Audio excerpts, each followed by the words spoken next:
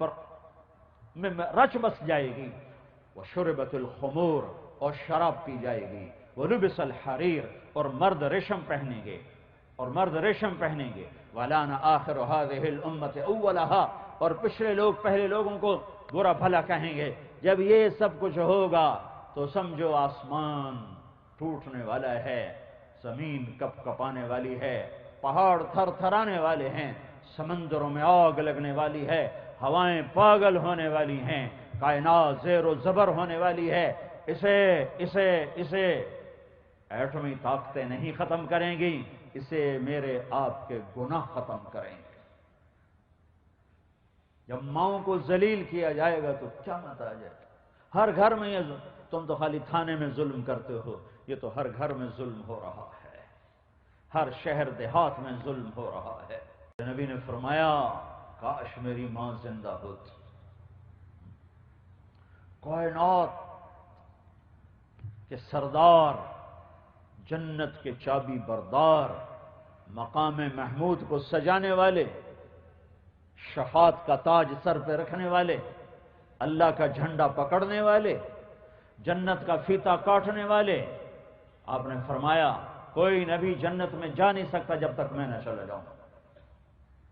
وہ یہ تمنا کر رہے ہیں کاش میری ماں زندہ ہوتی،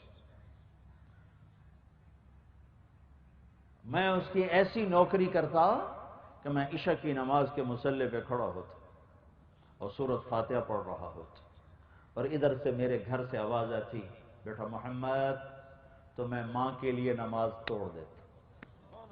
میں کہتا لبیک، میں حاضر.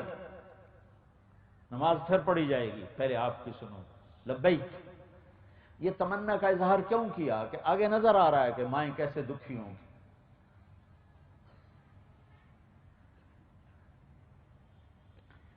یہ رشتوں کے مقام تو دین بتاتا ہے، کوئی اناٹومی تھوڑا بتاتی.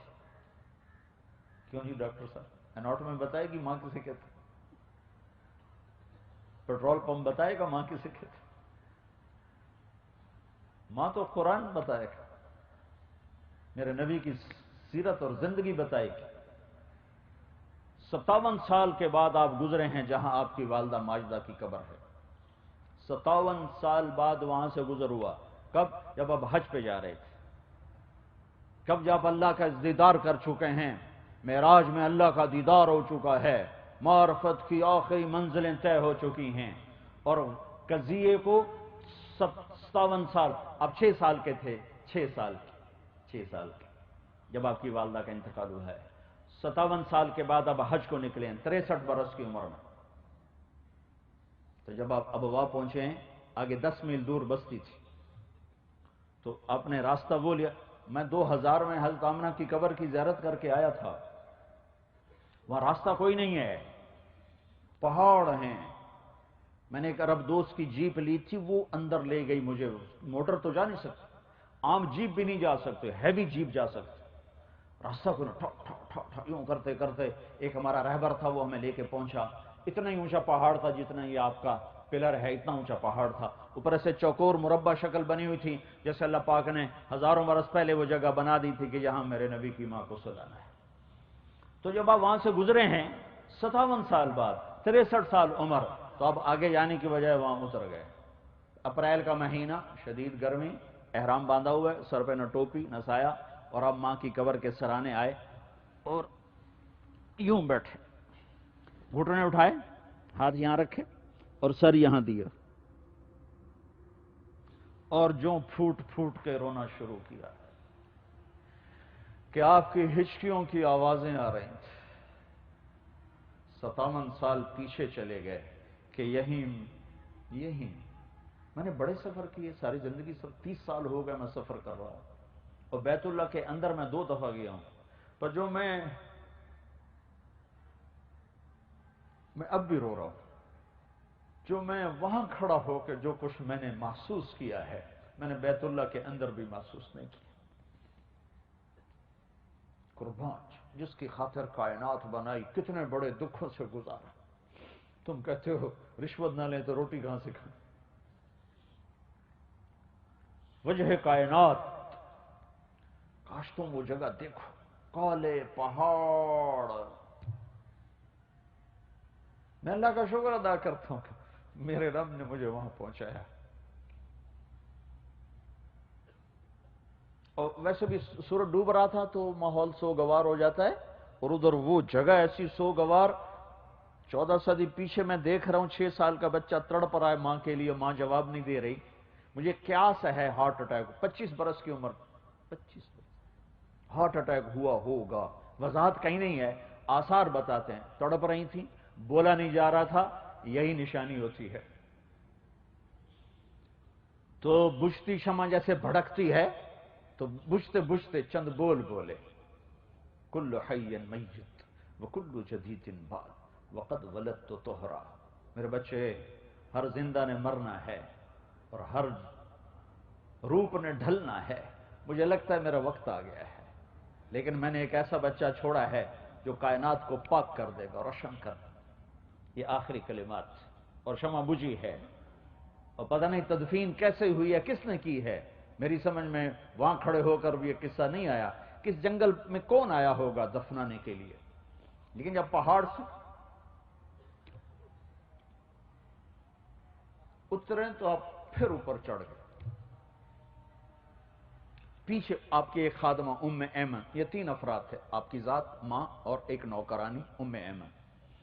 وہ پیچھے گئی ہیں تو وہ منظر تھا کہ پہاڑ بھی پگھل چکے تھے. شاید آسمان کے فرشتے بھی رو رہے ہوں گے. اب ماں کی قبر کو چمٹ کے پڑے تھے، ایسے قبر کو ایسے چمٹے ہوئے تھے. تو جب ام ایمن قریب گئیں تو آپ کہہ رہے تھے، اماں تجھے تو خبر تھی، تیرے سوا میرا کوئی نہ تھا، تو مجھے چھوڑ کے کہاں چلی گئی؟ کون ہے؟ کون ہے؟ کس کے مجھے حوالے کیا ہے تو نے؟ معصوم بچے کو پتہ نہیں ہے کہ موت ایسے ہی جدائیاں لاتی. اٹھانا چاہا تو آپ نے اٹھنے سے انکار کر دے گا. میں نہیں اٹھا، ادھر ہی اپنی ماں کے پاس رہوں گا. انہوں نے کھینچا. مکے تک کوئی آنسو پوچھنے والا نہیں ہے. کیا بیتی ہوگی اس بچے پہ. وہ سب کچھ یاد آیا اور آپ گھٹنوں میں سر دے کے ایسے رو جیسے بچے روتے ہیں. بچے بن گئے ماں کے سرانے، اور مسلسل کئی گھنٹے روتے رہے. اور پھر فرمایا ادھر ہی قیام ہوگا، آگے نہیں جائیں گے.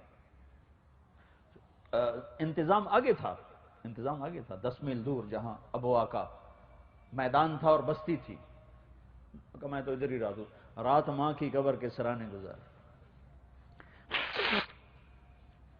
60-70 ہزار حاجی تھے آپ کے ساتھ.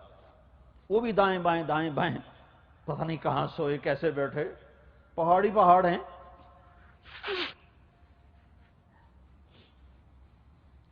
زندگی بتائی ہے، ماں کا مقام بتایا ہے. سارے رشتوں کا زندگی کے ہر شعبے میں سیرت موجود ہے. ڈھونڈو، ہاتھ جوڑتا ہوں، ڈھونڈو. پیسہ ہی بنانا سب کچھ نہیں ہے. 22ویں گریڈ پر پہنچنا ہی سب کچھ نہیں ہے. وزیر صدر بننا ہی سب کچھ نہیں ہے. عالی شان بڑے گھر بنانا ہی سب کچھ نہیں ہے. ٹک ہرس و حوث کو چھوڑ میاں، مت دیس بدیس پھرے مارا. قزاق اجل کا لوٹے ہے دن رات بجا کر نقارا. کیا بدیا بھینسا بیل شتر، کیا گونی پلہ سر بھارا. کیا گیہوں چاول موٹ مٹر، کیا آگ دھواں اور انگارا. سب ٹھاٹھ پڑا رہ جائے گا جب لاد چلے گا بنجارا. کون بچا ہے؟ یہاں کی ہر عزت اور شہرت، ہر بلندی، ہر پرواز چند مٹھی خاک کے سوا کچھ نہیں.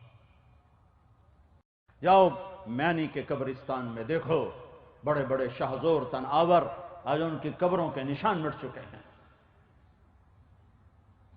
وہی سہاگن ہے جسے رب نے پسند کر لیا.